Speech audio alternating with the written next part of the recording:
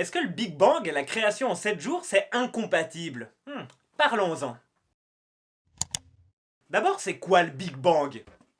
Le Big Bang, c'est une théorie scientifique. Depuis toujours, l'homme observe les étoiles. Et depuis le XXe siècle, il le fait avec des gros télescopes de plus en plus performants. Et une chose qu'ils ont observée, c'est que l'univers est en expansion. Ça veut dire qu'il est de plus en plus grand sans qu'il y ait de plus en plus de matière à l'intérieur. C'est comme un ballon de baudruche qu'on gonfle. Ça veut dire que si on regarde en arrière, on rembobine l'histoire, et dans le passé, l'univers il était plus petit. C'est comme quand tu vois un ballon de foot qui vole. Si tu es assez bon en maths ou en foot, tu regardes sa trajectoire et tu peux dire de où il vient. Donc l'univers était plus petit dans le passé, mais plus petit jusqu'à combien? Les astronomes et les astrophysiciens, c'est les scientifiques qui s'intéressent à tout ce qui est loin dans le ciel, ils ont cherché le plus d'indices possible avec leurs gros télescopes et avec les mathématiques. Et ils arrivent à la conclusion qu'à l'origine du temps, l'univers et tout ce qu'il contient n'était pas plus grand qu'un point. Et avant ça, à l'instant zéro, au tout début, il aurait en fait un gros boom, un Big Bang. Et ce modèle théorique, en fait, il correspond très bien à ce qu'on observe, à ce qu'on calcule, et à ce qu'on s'attend à observer avec des calculs et qu'on observe ensuite. Donc scientifiquement, c'est une théorie qui est très solide, le Big Bang, même si ça reste une théorie. Alors bon, il reste 2-3 trucs pour lesquels les scientifiques sont pas tout à fait sûrs. Par exemple, le ballon de foot que tu vois voler, tu peux dire de où il est parti, avec quelle force. Mais ce que tu peux pas dire, c'est quel est son point de départ. Est-ce qu'il a été lancé, catapulté, shooté, ou bien est-ce qu'il est subitement sorti du sol? Et de la même manière, pour le Big Bang, on peut pas dire scientifiquement à quoi ressemblait l'instant zéro. On peut dire ce qu'il y avait juste après, mais on peut pas dire ce qu'il y avait à l'instant zéro. La théorie du Big Bang, elle décrit comment ça s'est passé, donc c'est de l'observation. Et ça permet pas de parler du sens de l'univers ou du sens de ta vie. Faire ça, ce serait comme transformer la théorie du Big Bang en une religion, et du coup, ce serait plus du tout scientifique. Maintenant, il existe une autre théorie pour le début de l'univers. Si tu ouvres ta Bible, tu liras à la première page qu'au commencement, Dieu créa le ciel et la terre. La terre n'était que chaos et vide, et il y avait les ténèbres à la surface de l'abîme. Et l'Esprit de Dieu planait au-dessus de l'eau. Et ensuite, on voit Dieu qui crée la lumière. Puis 24 heures plus tard, il crée l'eau, puis il la sépare en deux, et ainsi de suite, de 24 heures en 24 heures. Et là, tu te dis que, flûte, ça colle pas du tout, et tu refermes ta Bible, et c'est un peu dommage. Regardons de plus près en essayant de laisser de côté nos préjugés pendant un moment. On va se rendre compte que le soleil n'est créé qu'au 4e jour. Donc peut-être que les jours, ça désigne autre chose que des périodes de 24 heures. Comme on dit, dans les jours anciens, il se passait ceci et cela. On ne dit pas dans les jours de 24 heures, on dit dans une période ancienne. Ensuite, on peut se dire que les gens qui ont écrit ce texte, ils ne possédaient pas tous les mots pour parler des galaxies, des nébuleuses, de l'inflation cosmique ou du fond diffus cosmologique. En fait, ils avaient les mêmes yeux que nous, donc ils pouvaient voir ces choses, ils pouvaient voir tout ce qu'on peut voir sans télescope. Et donc, dans l'hypothèse où Dieu révélerait le Big Bang à monsieur Hans Peter, l'Israélite de l'âge du bronze qui rédige la Bible, ça pourrait donner un truc comme ça. Aux premiers instants de l'univers, une singularité concentrait toute l'énergie et la matière de l'univers avec une densité telle qu'aucun état de la matière ne peut caractériser cet instant de l'univers. Hans Peter? Bon, on va simplifier pour que Hans Peter puisse écrire ça avec les mots qui existaient à son époque et qu'il connaît. Au commencement, Dieu créa la lumière. Bon, l'instant d'après, la matière, l'énergie et le vide se séparent à mesure que l'énergie noire cause une inflation cosmique démesurément exponentielle et supraluminique. Bon, on va simplifier ça pour que Hans Peter et ses lecteurs là, ils comprennent quelque chose.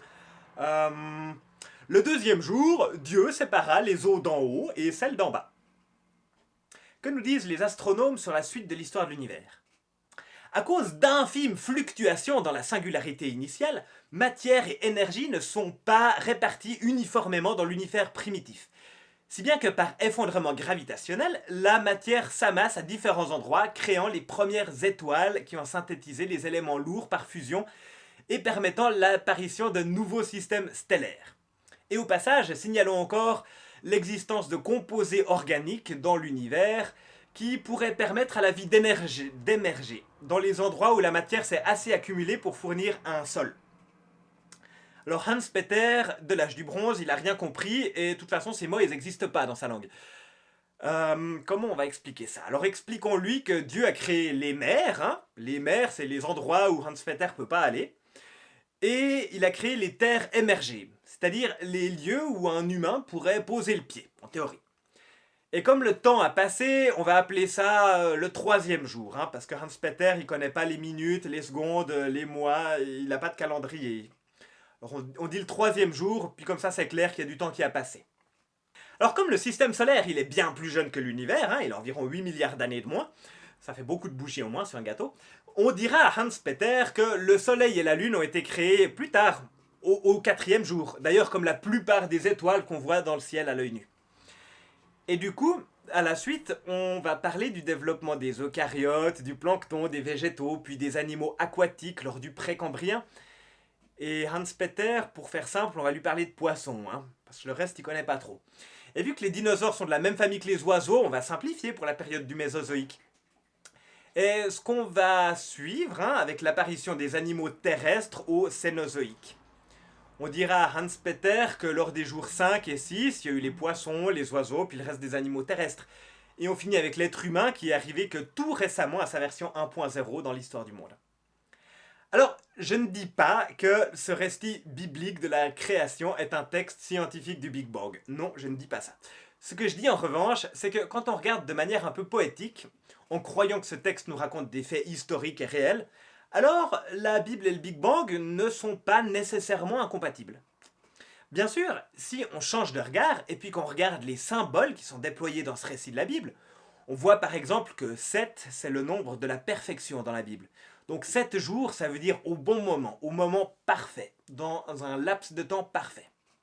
Et au commencement, dans la Bible, ça commence avec la deuxième lettre de l'alphabet hébreu, pas la première. Et il n'y a pas d'article, donc il faudrait traduire quelque chose comme dans un commencement, alors que Dieu créait le ciel et la terre.